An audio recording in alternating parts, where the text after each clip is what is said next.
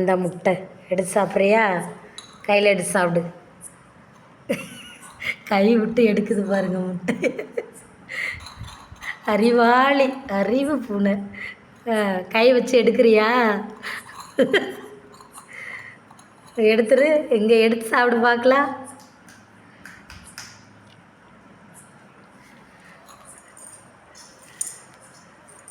இங்கே எடு.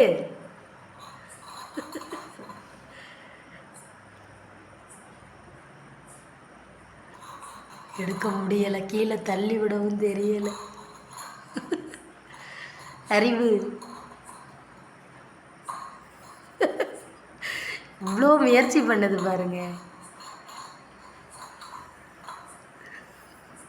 எடுத்தியா? எடுக்கவே இல்லை. இன்னும் முட்டை இன்னும் உள்ளதாக இருக்குது.